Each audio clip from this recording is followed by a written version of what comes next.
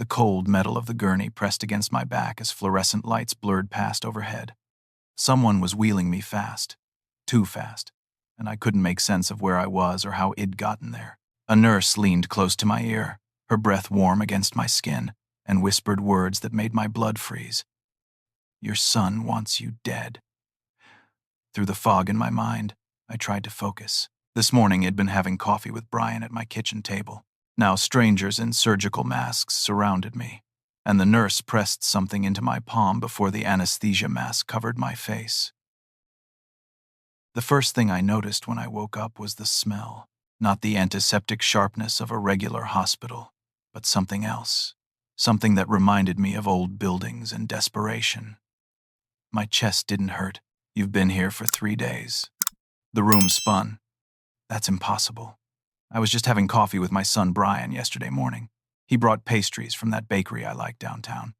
"That was 4 days ago," Margaret said, pulling up a chair beside my bed. "Your son had you committed. He claimed you were having violent delusions, that you attacked him and threatened to burn down your own house. That's insane. I never did any of those things. I'm 65 years old and I've never been violent a day in my life. I worked as an accountant for 37 years. I go to church every Sunday. Ask anyone who knows me." Margaret glanced at the door, then pulled out a folder from under her scrubs. "I believe you, Mr. Thompson. I've seen this before. Your son brought you in unconscious, said you'd had a psychotic break. Dr. Watkins immediately approved a 14-day hold without even properly examining you." She opened the folder, revealing documents that made my stomach drop. There was a power of attorney with my signature, dated 2 weeks ago. I'd never seen these papers before, never signed anything. "This isn't my signature," I said, my hands shaking as I held the papers. "It's close, but look at the way the K curves in Kevin. I never write it like that." "I know," Margaret whispered, "but it gets worse. Your son has already initiated the sale of your house. $850,000 property, and he's selling it to his fiancée Rachel for $615,000. He told the real estate agent you agreed to the family discount before your mental breakdown." The room felt like it was closing in. I have files on the other victims. I just never had anyone lucid enough to help me expose this. My girlfriend Carol, she must be looking for me. And my daughter Jennifer, she lives in Seattle, but she calls every week. Margaret's expression darkened. "Your son told your girlfriend you attacked him with a kitchen knife. He showed her scratches on his arms. She was here yesterday, but Dr. Watkins convinced her that seeing you would be dangerous. As for your daughter, your son called her and said you were taking a vacation to Florida, that you needed some time alone after starting to date again." The betrayal hit me like a physical blow. Brian, my son, the boy I'd taught to ride a bike, who I'd helped through college, who I'd supported through his divorce 3 years ago with my savings, had planned this, orchestrated every detail. The nurse, I suddenly remembered. During the fake surgery, she warned me. She said Brian wanted me dead. Margaret nodded. "That was my friend Susan. She works in intake. She risked her job to warn you. The surgery story was something they told you while you were drugged to confuse you when you woke up, make you seem delusional if you repeated it. But why would Brian do this? I've given him everything. When he lost his job last year, I paid his rent for 6 months. When his marriage fell apart, I was there every single day. Mr. Thompson, I hate to be the one to tell you this, but your son has been planning this for months. Susan overheard him talking to Dr. Watkins. Has been putting something in your food when he visits, something that causes confusion and memory issues. Has been documenting these episodes, building a case. I thought back to the past few months. There had been times when I'd felt foggy after Brian visited, moments where I couldn't remember where I'd put things. I'd attributed it to normal aging, maybe stress from dating again after Barbara's death. But it had always been after Brian brought dinner or shared a meal. "There's more," Margaret continued, pulling out another document. "This is a bank statement we managed to get. Your son has already withdrawn $200,000 from your retirement account using that power of attorney. The transaction was dated yesterday. $200,000.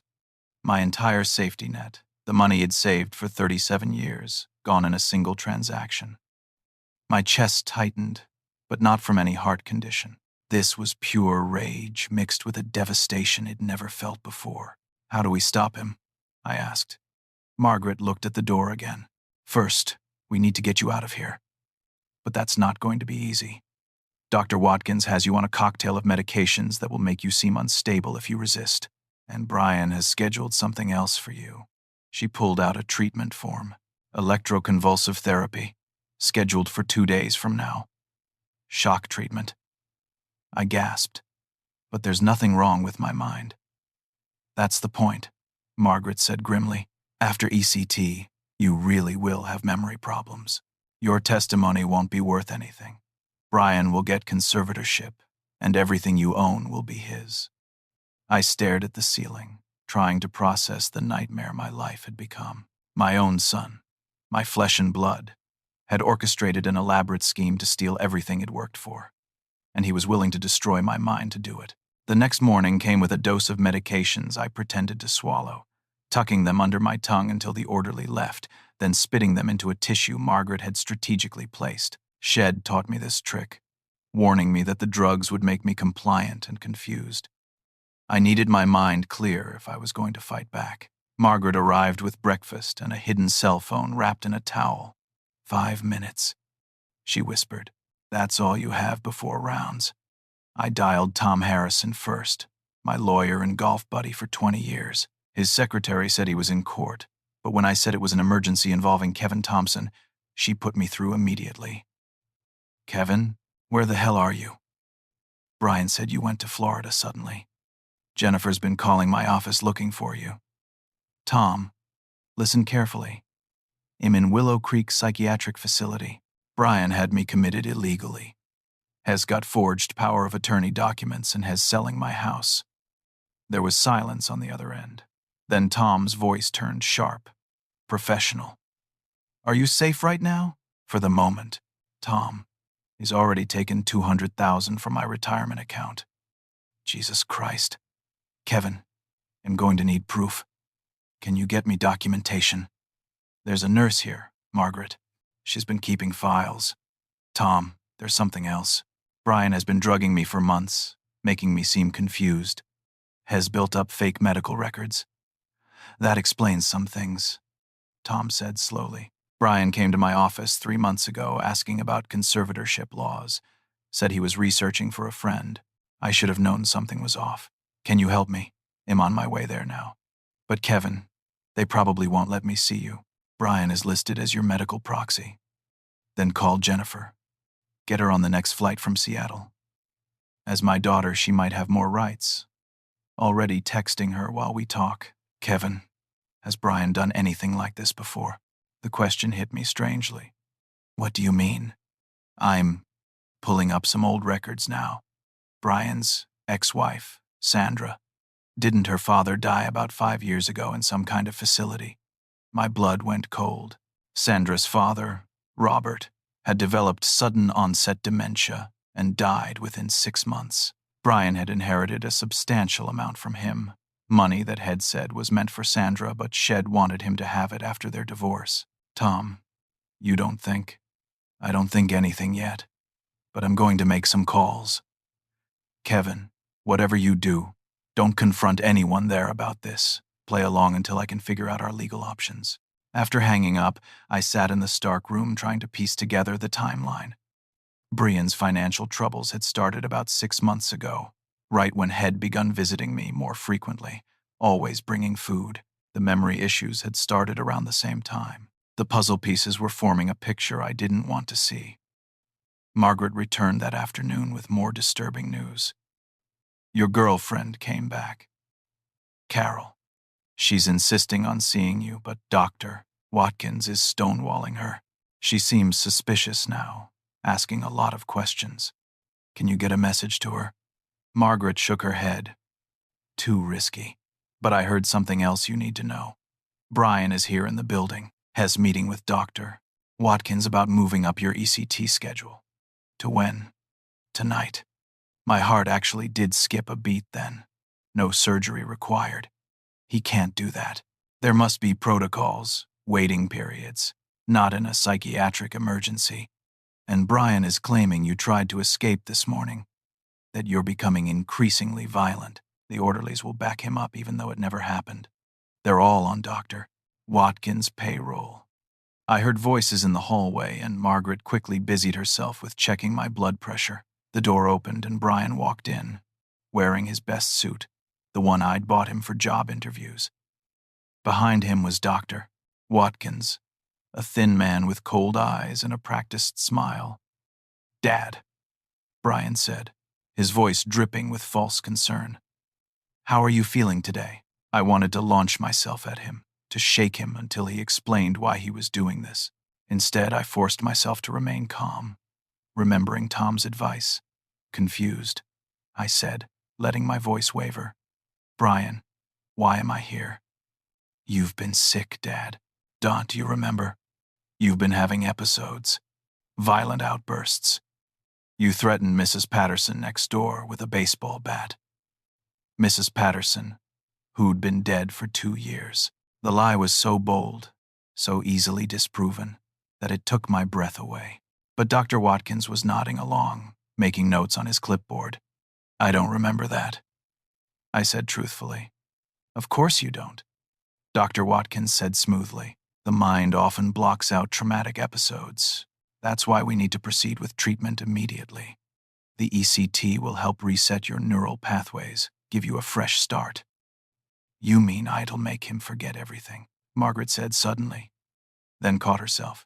"I mean, that's one possible side effect, isn't it, Doctor?" Dr. Watkins shot her a warning look. "Nurse, you're needed in Ward B." Margaret squeezed my shoulder before leaving, a silent message of support.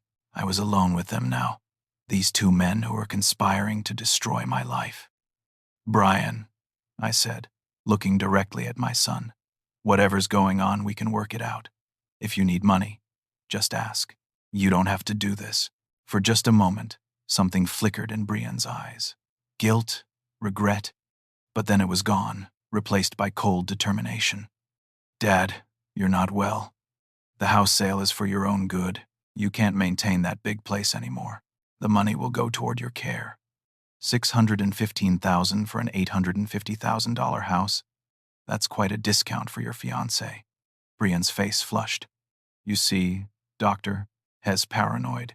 He thinks everyone's out to get him." Dr. Watkins nodded sagely. "Classic persecution complex.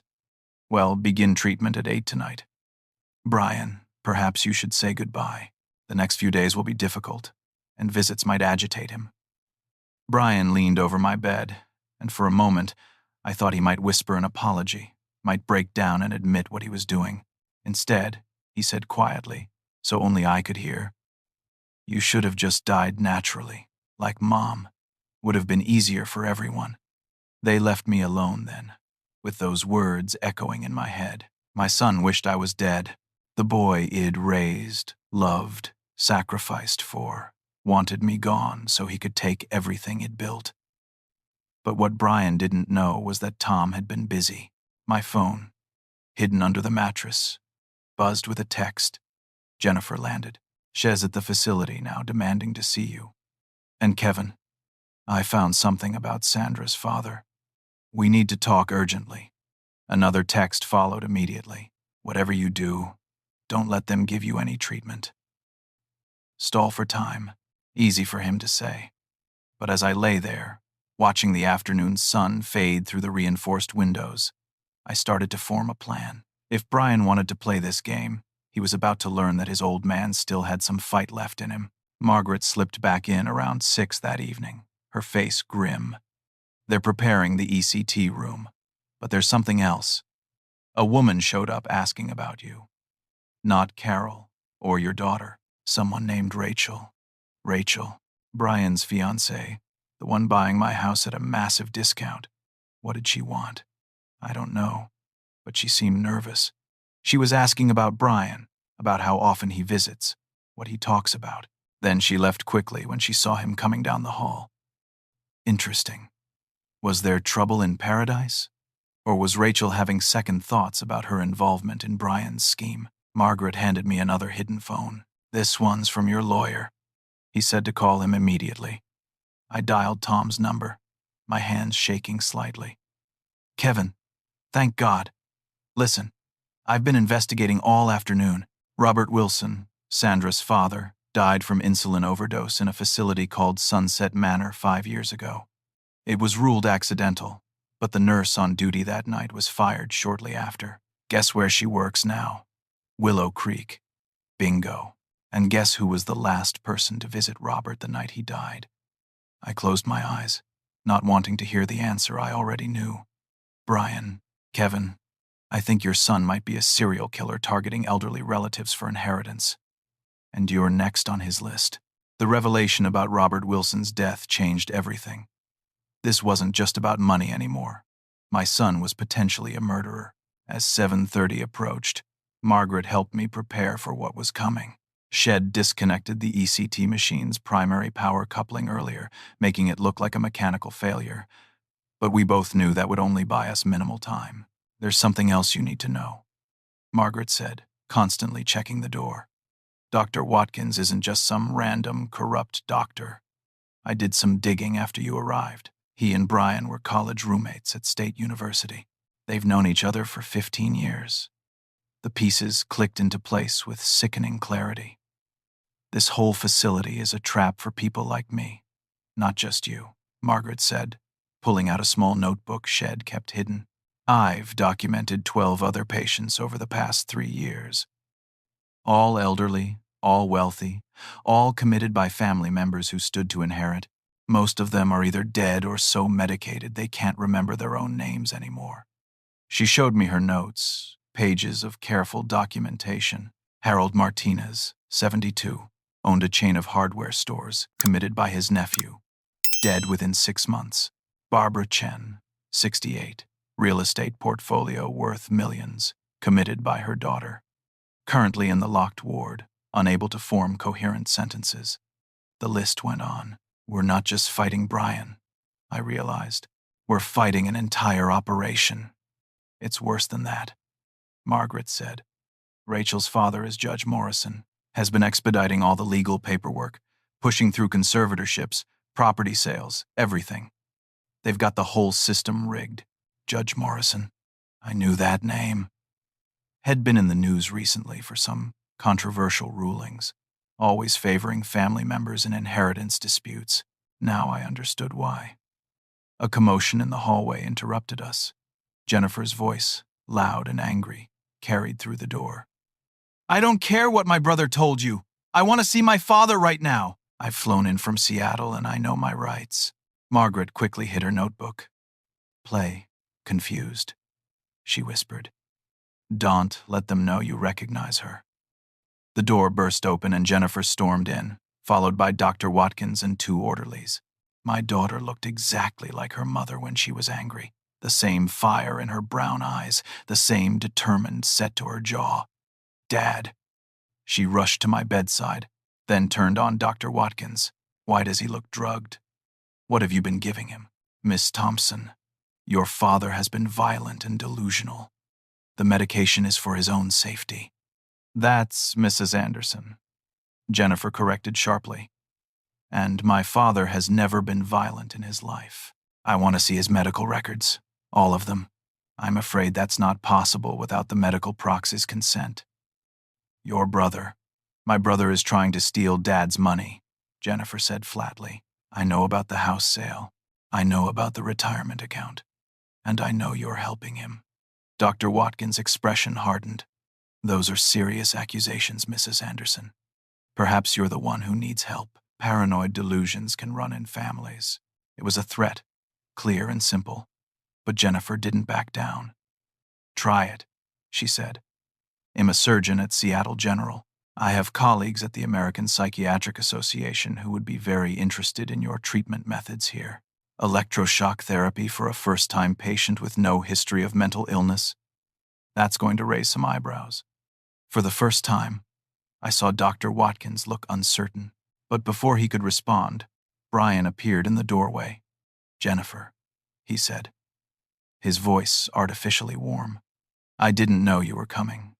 Of course you didn't, Jennifer replied coldly. You told me Dad was in Florida. Imagine my surprise when Tom Harrison called to tell me he was locked up in a psychiatric facility. Dad's sick, Jen. He attacked me.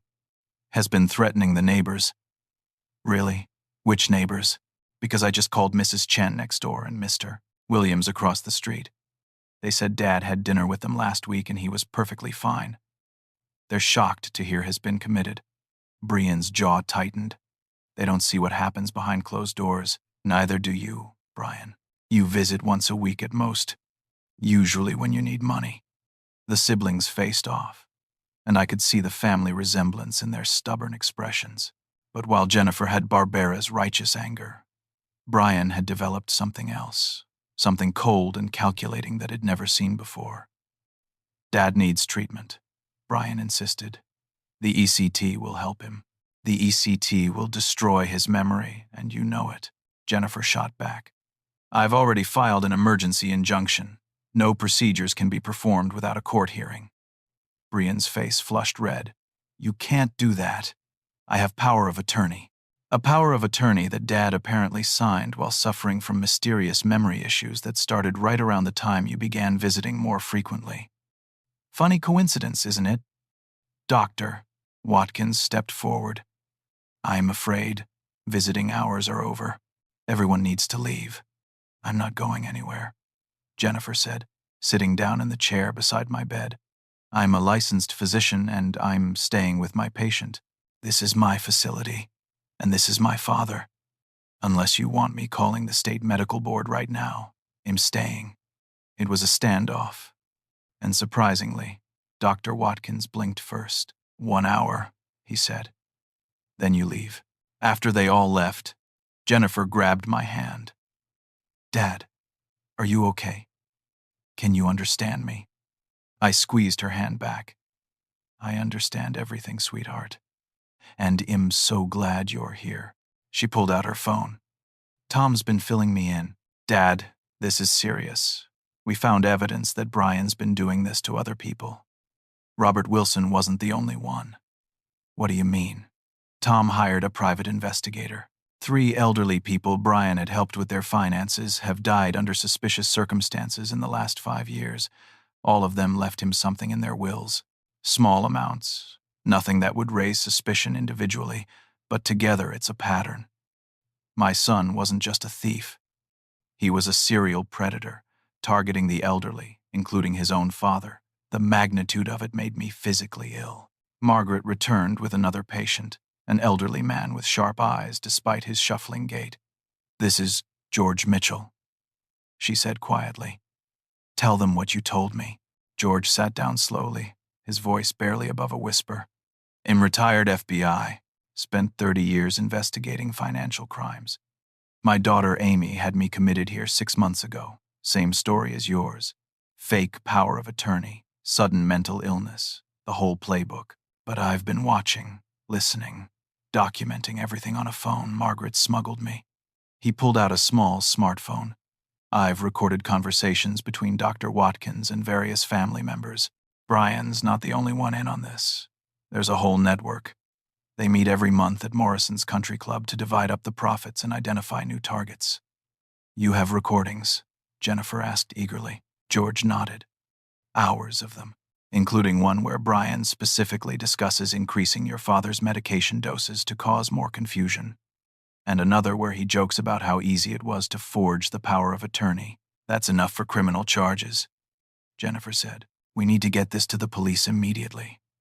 The police won't help, George said bitterly. Morrison's son-in-law is the chief. I tried reporting this 3 months ago. They said I was delusional and increased my medication. We sat in silence for a moment, absorbing the scope of what we were up against. This wasn't just Brian and a corrupt doctor. It was an entire criminal organization preying on the elderly, protected by law enforcement and the judicial system. There is one option, George said slowly. My old partner at the FBI, Sarah Coleman. She's now heading the Elder Fraud Task Force. If we can get evidence to her, she can bring in federal authorities, bypass the local corruption entirely. Can you contact her? I asked. Margaret's been helping me compile everything. We were waiting for the right moment, for someone who could corroborate our stories from the outside. Your daughter being a doctor gives us credibility we didn't have before. Jennifer stood up, her face determined. Then we moved tonight. Dad, can you hold on a little longer? Pretend to be confused if they come back. I nodded.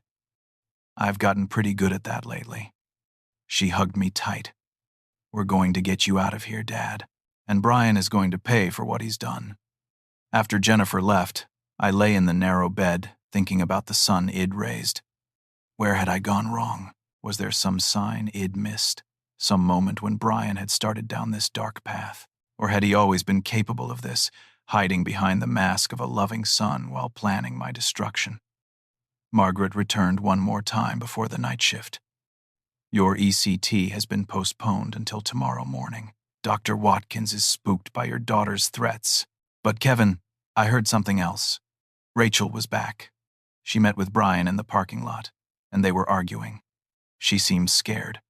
Rachel, scared? That was interesting. Maybe Brienne's fiancé was having second thoughts about marrying someone capable of destroying his own father. Or maybe she knew something we didn't. Either way, tomorrow would bring everything to a head. The ECT was scheduled for 8 in the morning.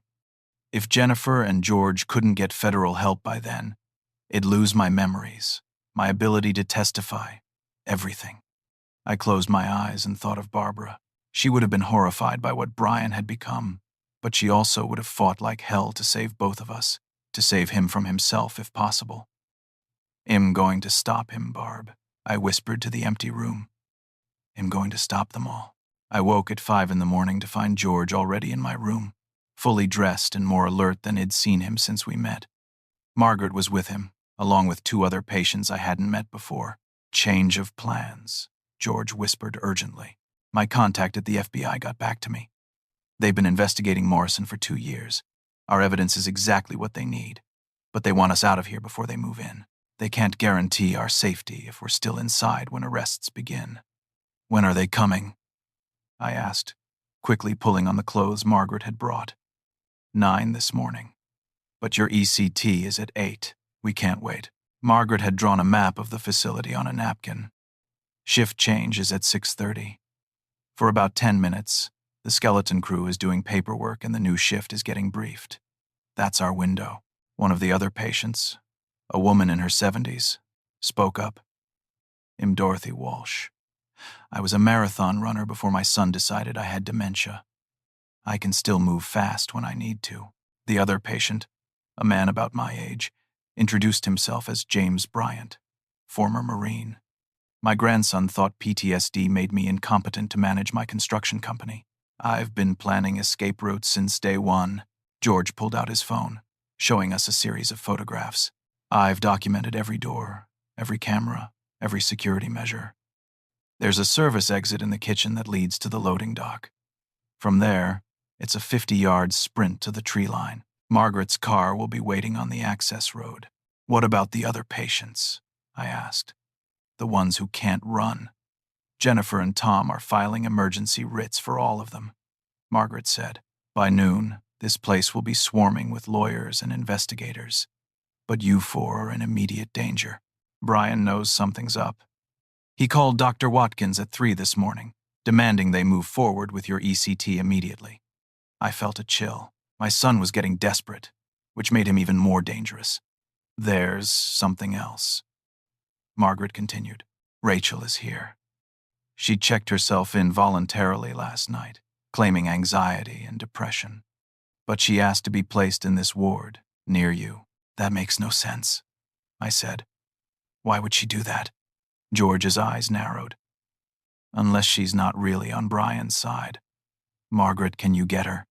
Margaret hesitated, then nodded. 5 minutes. Be ready to move. She returned with Rachel, who looked nothing like the confident woman I'd met at Brian's apartment 6 months ago. Her designer clothes were replaced with hospital scrubs, her perfect makeup gone, revealing dark circles under her eyes. Mr. Thompson, she said quietly. I'm sorry. I'm so sorry for everything. Are you working with Brian? George asked bluntly. Rachel shook her head. Not anymore. Not since I found out what he really is. She pulled out a small digital recorder from her pocket. I've been recording him for 2 months. Every conversation about you. About the plan. About what he did to Robert Wilson. My heart stopped. You have proof about Robert. He'll testify to everything, but please, you have to get me out of here too. Brian knows I've been acting strange. Last night he said maybe I needed some ECT too to help with my anxiety. Margaret checked her watch. 6:25. We need to move now. We formed a small group, with James taking point and George watching our rear. Dorothy, despite her age, moved with the fluid grace of someone who'd spent decades running. Rachel stayed close to me, clutching her recorder like a lifeline. The hallway was eerily quiet. Most patients were still sedated, and the night staff was gathered in the break room for shift change. We moved past the nurse's station, empty except for blinking monitors, and into the kitchen. The service exit was exactly where George's map indicated, but there was a problem. Brian was standing there, blocking our path, with Dr. Watkins beside him. Going somewhere, Dad? Brian asked, his voice cold. It's over, Brian, I said, stepping forward. The FBI knows everything. They'll be here in 2 hours. Brian laughed. Nice try, Dad. The dementia's really taking hold, isn't it? FBI conspiracies? Next you'll be saying aliens are involved. Actually, Rachel said, stepping out from behind me, he's telling the truth. I contacted them myself. Gave them everything, including your confession about killing my Uncle Robert. Brienne's face went white. Rachel, what are you talking about? You're sick, baby. That's why you're here. I'm here because you're a monster, Rachel said, her voice stronger now. And I have proof.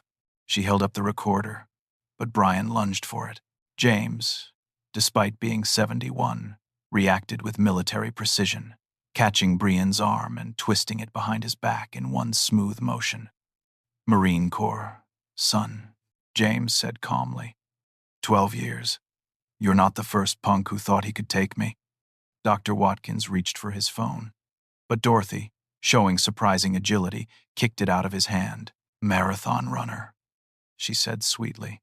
26.2 miles. I can still kick pretty high. George pulled out his phone. Sarah, we have a situation. Can you move up the timeline? We're at the service exit with the targets attempting to prevent our departure. Whatever Sarah said made George smile. Roger that. 2 minutes. 2 minutes. Until what? Dr. Watkins demanded. The answer came in the form of sirens. Multiple vehicles converging on the facility. Through the kitchen windows, we could see FBI vehicles surrounding the building. Brian struggled against Jameis' hold. You can't prove anything. Dad's demented. Rachel's mentally ill. No one will believe any of you. They'll believe this, Rachel said, playing a recording on her phone. Brian's voice filled the kitchen. The old man should have just died like Robert. Quick insulin shot, no questions asked. But no, Kevin had to be healthy, had to start dating again. So I had to get creative. A little benzodiazepine in his coffee, some fake medical records, and boom, instant dementia. Watkins handles the rest, and we split the estate. Easy money. The look on Brian's face as he heard his own confession was something he'll never forget. The mask finally slipped completely, revealing the cold, calculating killer beneath. You recorded me, he snarled at Rachel. Every conversation for 2 months, she replied, including the one where you described how you killed Mrs. Patterson 2 years ago because she saw you stealing from my dad's mail. Mrs. Patterson. The neighbor Brian had claimed Id threatened with a baseball bat. Shed died from a fall down her stairs, but now I understood the truth. Federal agents flooded the kitchen, weapons drawn. Sarah Coleman, George's former partner, took charge immediately. Brian Thompson, doctor. Eugene Watkins, you're under arrest for conspiracy, elder abuse, fraud, and murder. You have the right to remain silent. As they handcuffed my son, he looked at me with such hatred that I stepped back involuntarily. You should have just died, he hissed. I did everything for you. Visited you, Took care of you after Mom died. You owed me. I loved you, I said quietly. That's all I ever owed you, and I still love you, Brian. Even after all of this, but you have to face justice for what you've done. Something flickered in his eyes then, just for a moment. Confusion, perhaps, or maybe a glimpse of the son I once knew. Then the agents led him away, and Dr. Watkins with him. The FBI had commandeered the facility's main office as a temporary command center. Sarah Coleman, a sharp woman in her 50s with steel gray hair and knowing eyes, debriefed each of us separately. When it was my turn, she laid out the full scope of what they'd uncovered. Mr. Thompson, your son is part of a network we've been tracking for 3 years. They call themselves the Inheritance Club. 12 members, including Judge Morrison, Dr. Watkins, Police Chief Bradley, and several others in positions of power. They've stolen over $40 million from elderly victims. 40 million. I couldn't comprehend the number. That we know of. Some victims died before we could document their losses. Brian was one of their most active members. He brought in 6 victims himself, including you. She showed me a chart with photos and connections. Brian's picture was near the center, connected to multiple elderly faces, some marked with red X's. Deceased. How many did he kill? I asked, though I wasn't sure I wanted to know. Based on Rachel's recordings and our investigation, at least 7, maybe more. He was escalating, getting bolder. You were going to be his biggest score yet. Jennifer entered the room then, her face a mix of relief and devastation. Dad, I'm so sorry. I should have seen it. Should have known something was wrong when Brian kept insisting you were fine every time I asked. It's not your fault, sweetheart. He fooled everyone. Sarah continued. We need your help, Mr. Thompson. You and the other victims here are our key witnesses. But there's something else. We believe there's a safe in Judge Morrison's home containing documents on all their victims, including where the money was moved. We need someone who can get close enough to confirm its location. He'll do it, Rachel said from the doorway. She looked exhausted but determined. Has still my father. He doesn't know I've turned on him yet. Brian's arrest won't hit the news until you want it to. Sarah considered this. It's dangerous. If he suspects anything, he won't. Rachel said firmly. He'll tell him I'm checking myself out of the facility, that I realized I was being paranoid about Brian. Hell, believe it because he wants to believe his daughter is still loyal. George spoke up. I can provide backup. I might be old, but I still remember my training. As do I, James added. Marines don't forget. Sarah smiled slightly. Gentlemen, I appreciate the offer, but we have active agents for that. What I need from you is testimony. Everything you've observed, documented, recorded. We spent the next 3 hours providing statements, with Margaret bringing in her detailed notes on every suspicious death and commitment over the past 3 years. The evidence was overwhelming. Rachel left with 2 undercover agents posing as friends picking her up from the facility. She wore a wire and had a panic button disguised as a pendant. The plan was simple. Get into her father's study, locate the safe, and document everything she could. While we waited, Tom Harrison arrived with a team of lawyers. Kevin, I've got good news and bad news, he said. Good news. The house sale has been stopped. Your accounts are frozen pending investigation, and Brian can't touch anything. Bad news. Had already spent about $300,000. Cars, gambling debts, and believe it or not, a boat. A boat. I laughed bitterly. Brian gets seasick in a bathtub. Apparently it was for impressing investors in some scheme he was running. The FBI is tracking down where all the money went. Dorothy, who'd been quiet, suddenly spoke up. My son did the same thing. Spent my retirement on cryptocurrency that turned out to be a scam. These people, they're not just evil. They're stupid with money. That's why they keep needing more. Margaret brought us coffee and sandwiches from the cafeteria. The other patients are being evaluated by independent psychiatrists. Most of them never should have been here. Dr. Watkins was just rubber stamping commitments for anyone the network targeted. My phone rang.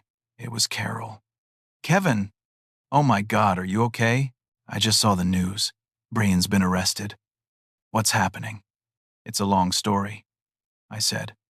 Can you come to Willow Creek? I'll explain everything. I'm already in my car. Kevin. I'm so sorry I believed him. The scratches, the stories about you being violent. I should have known better. He fooled everyone, Carol. Don't blame yourself. An hour later, Rachel's voice crackled through the FBI radio. I'm in the study.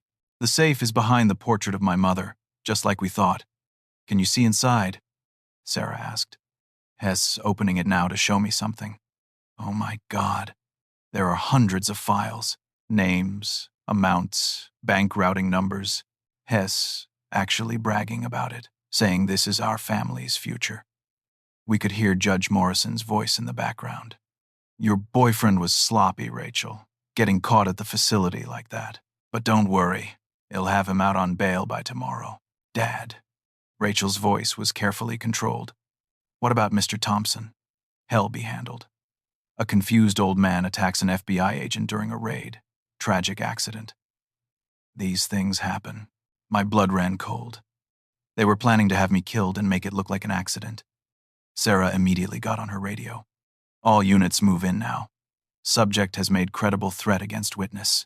Rachel's wire captured the next few moments of chaos. Dad, there are files here from 20 years ago. You've been doing this since before Mom died. Your mother was weak, Morrison said dismissively. She wanted to give away our money to charity. I had to protect our family's interests by killing old people, by taking what weak-minded fools couldn't protect. It's natural selection, Rachel, the strong take from the weak. Is that why Mom really died? The car accident that never made sense. There was silence, then Morrison's cold voice. You're getting hysterical. Maybe you need some of that treatment Brian arranged for his father. The sound of struggle came through the wire, then Rachel screaming, then the door crashing open. FBI! Nobody move! Later, we learned that Morrison had grabbed Rachel when he realized she was wearing a wire. Shed fought back, using self-defense training Shed taken years ago, holding him off just long enough for the agents to arrive.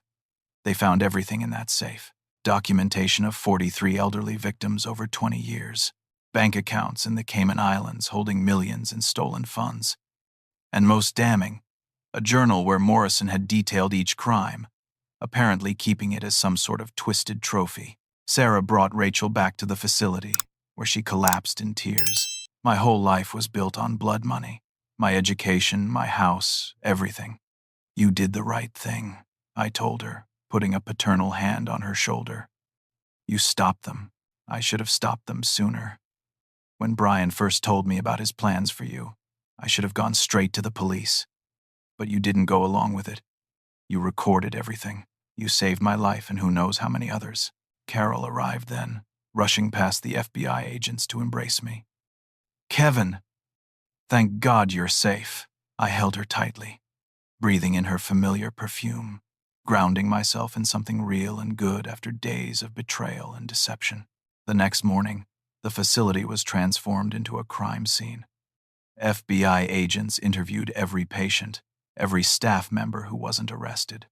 The scope of the conspiracy kept growing. The morning nurse who'd seemed so kind, she'd been administering unauthorized medications.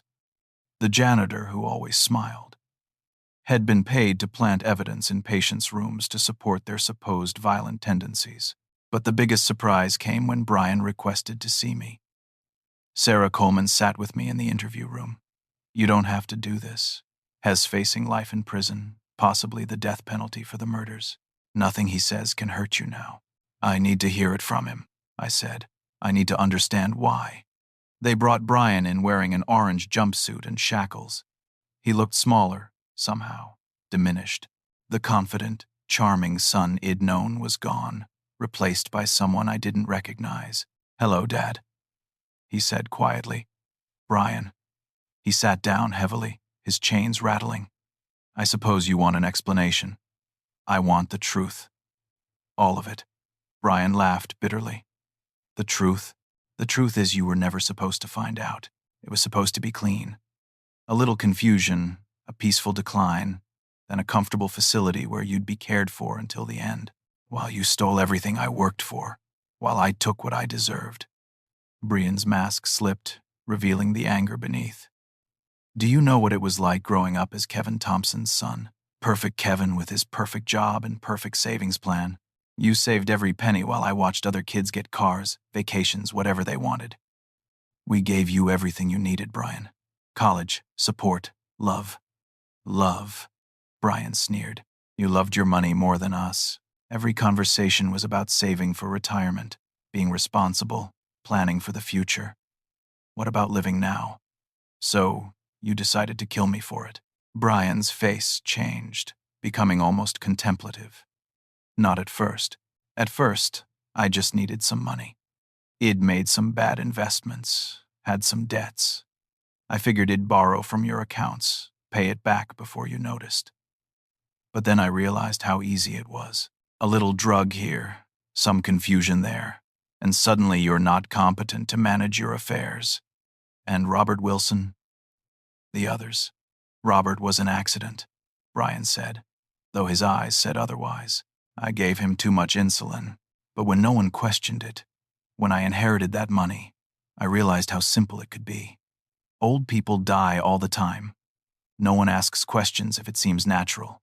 You killed Mrs. Patterson. She was going to tell you about the mail I was stealing. Couldn't have that. The casual way he admitted to murder chilled me. This wasn't my son. This was a sociopath who'd been wearing my son's face. When did you start hating me, Brian? For the first time, he looked genuinely confused. I don't hate you, Dad. You were in the way. You had all this money you weren't using, and I needed it. It wasn't personal. Not personal. I'm your father, and that's why it was so easy. You trusted me completely.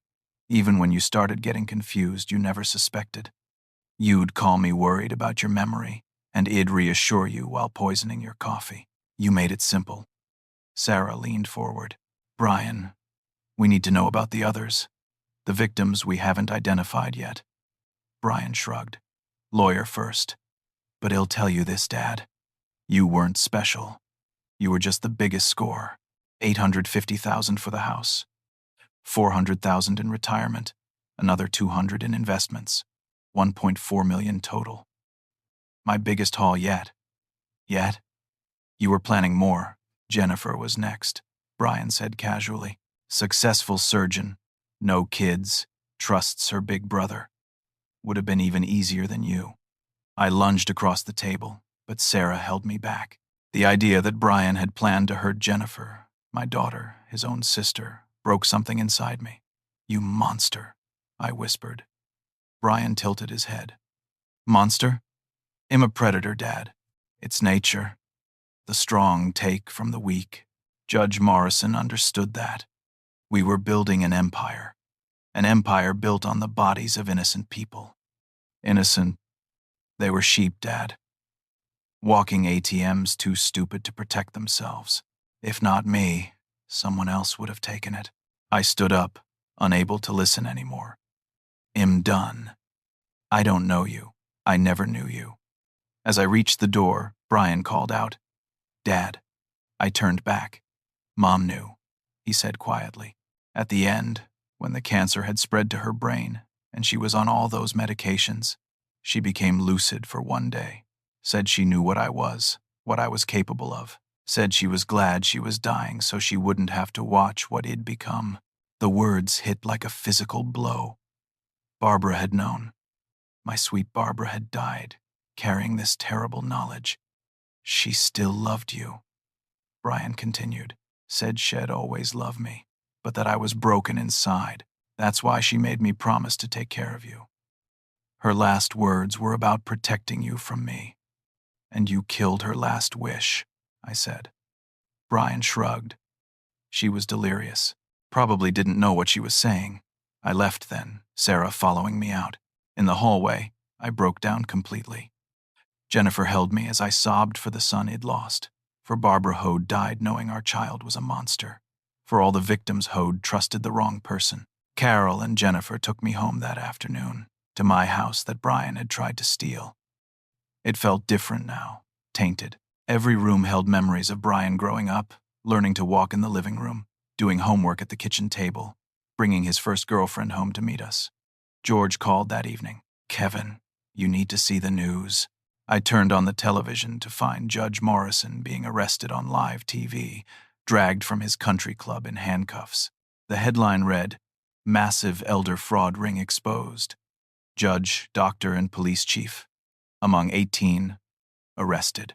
The reporter was standing outside Willow Creek. The facility, which marketed itself as a caring environment for those with mental health needs, was allegedly a prison for elderly victims of an elaborate inheritance fraud scheme.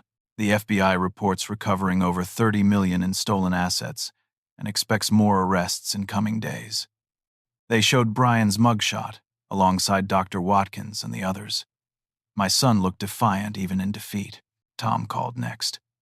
"Kevin, I've been working with the FBI's asset recovery team.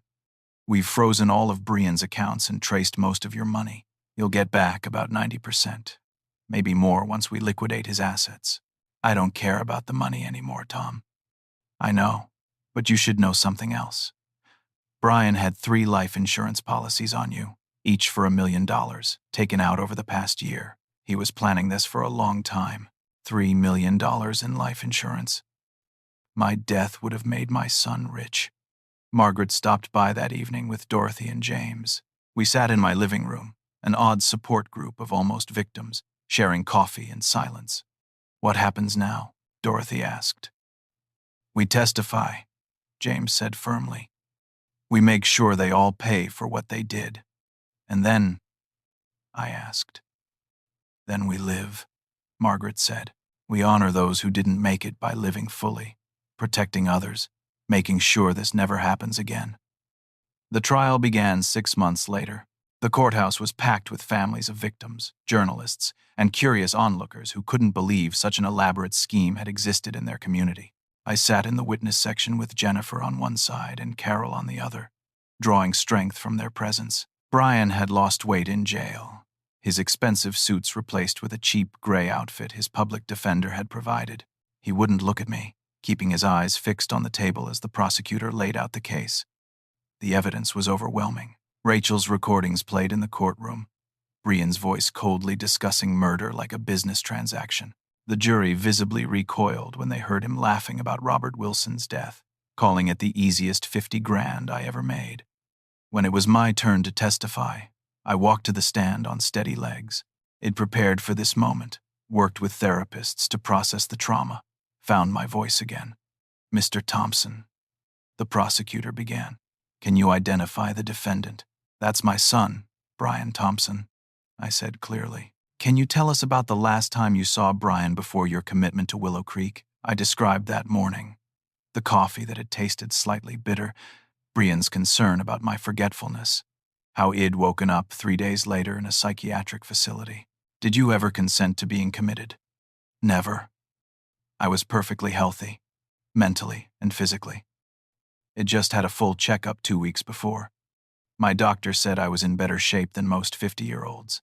The defense attorney tried to paint me as confused, suggested that perhaps I really had been showing signs of dementia. But I'd come prepared.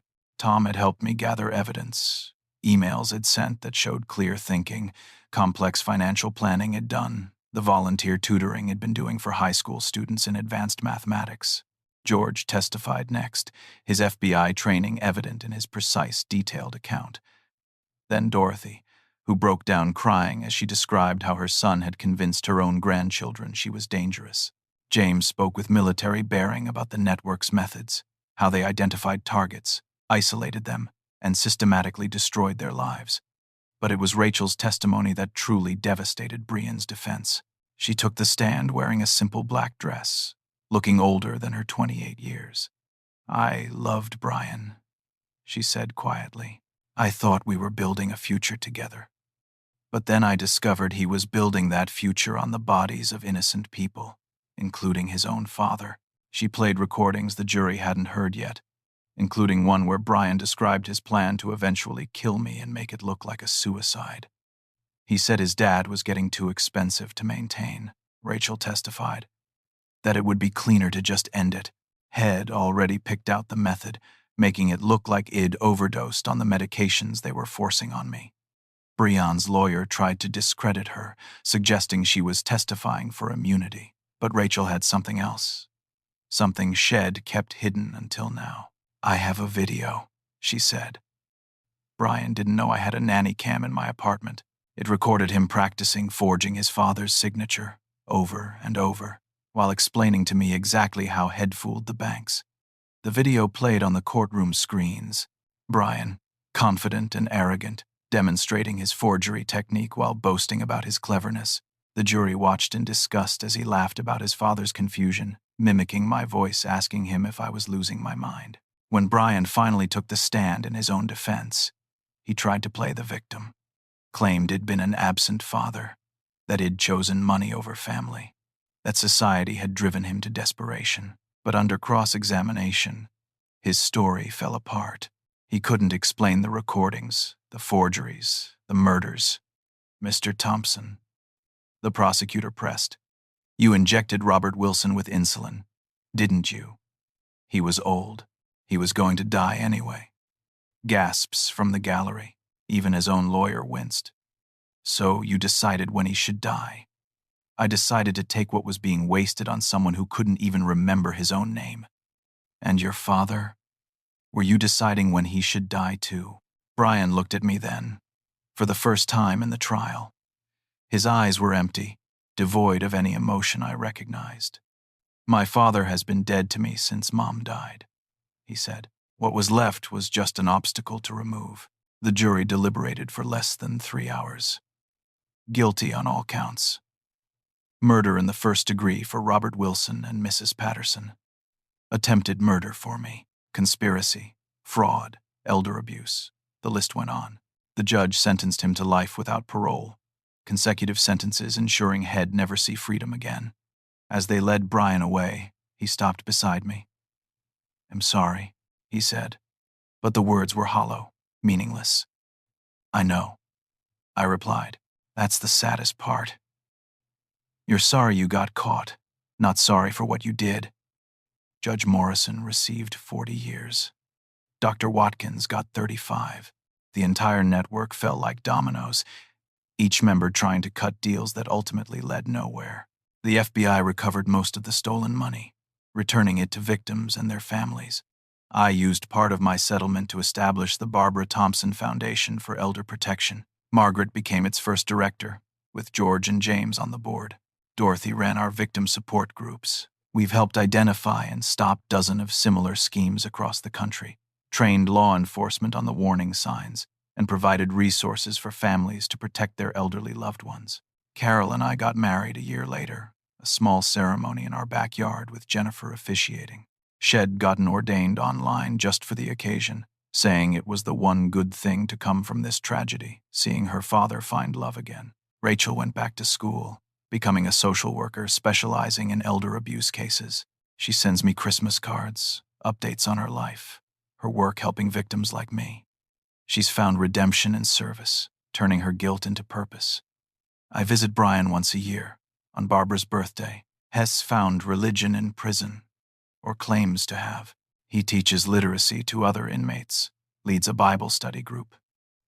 Maybe it's genuine, maybe it's another manipulation. I choose to believe that somewhere inside the monster is still the boy I raised, trying to find his way back to humanity. During our last visit, Brian asked me something that haunted me. "Dad, do you think Mom would forgive me?" I thought for a long time before answering. Your mother believed everyone could be redeemed if they truly wanted it. But Brian, redemption isn't just saying sorry. It's living every day trying to make amends for what you've done, even knowing you can never fully make it right. I know I can't undo what I did. No. But you can stop others from doing the same. Use your intelligence for good. Help investigators understand how people like you think. Save other families from what you put us through.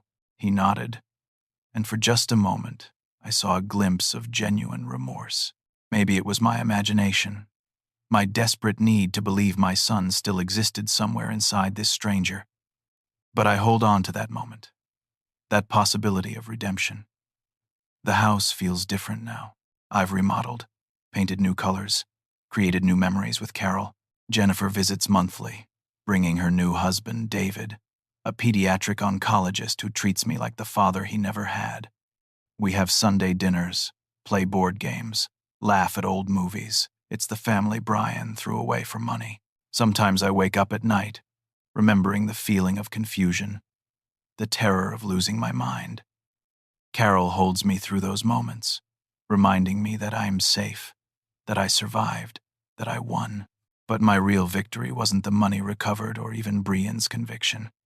It was breaking the cycle of exploitation, saving other families from this nightmare, turning my pain into purpose.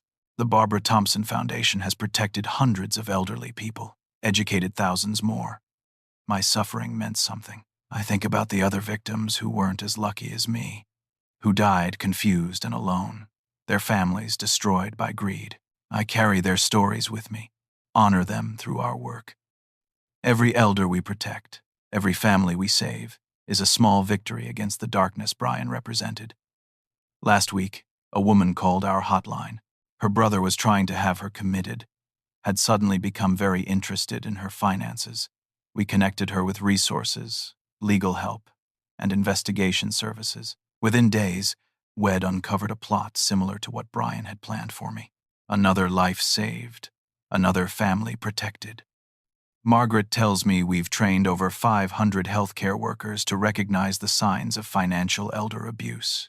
George has consulted on federal legislation to strengthen protections for vulnerable adults. Dorothy's support groups have helped dozens of victims reclaim their dignity and lives. James leads self-defense classes for seniors, teaching them to protect themselves physically and financially. This is our legacy now. Born from trauma but growing toward hope. We've taken the worst thing that ever happened to us and transformed it into a shield for others.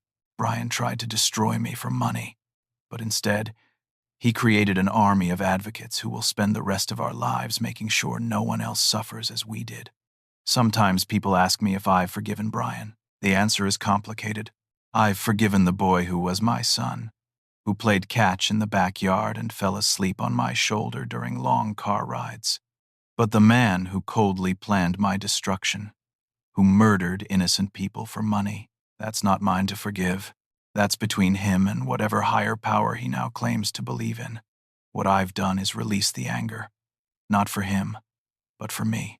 Carrying that hatred was poisoning my remaining years, stealing joy from my new marriage, my reconnection with Jennifer, my work with the foundation. I chose to channel that energy into something positive, something Barbara would be proud of. Carol asked me once if I regret having Brian, knowing how he turned out. I told her no, because Brian's evil led to exposing a massive criminal network, saving countless lives, and creating protections that will last long after I'm gone.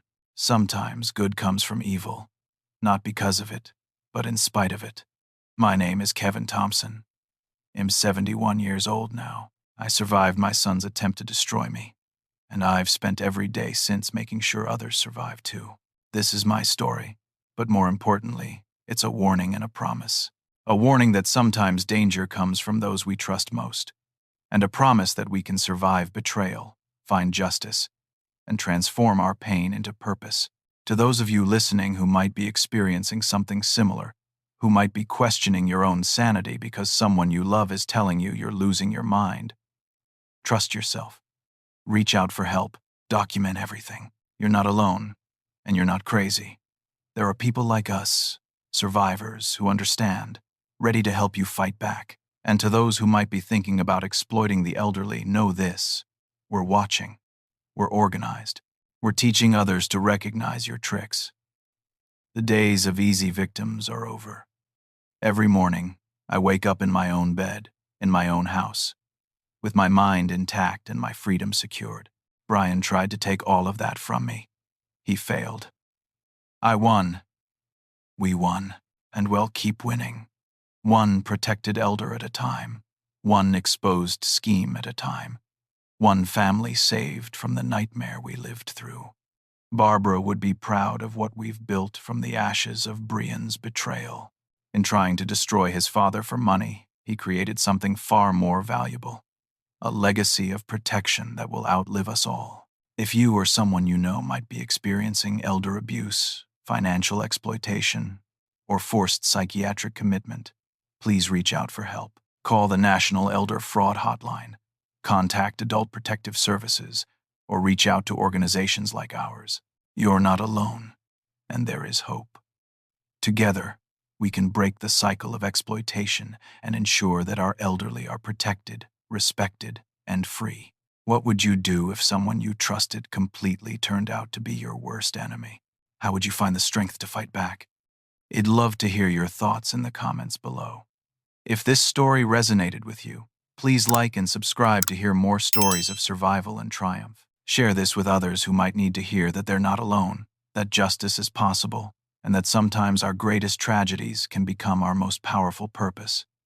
Thank you for listening to my story. May you never need the knowledge I've shared, but if you do, may you find the strength to fight, the wisdom to seek help, and the courage to transform your pain into power. Stay vigilant, stay connected, and most importantly, stay free.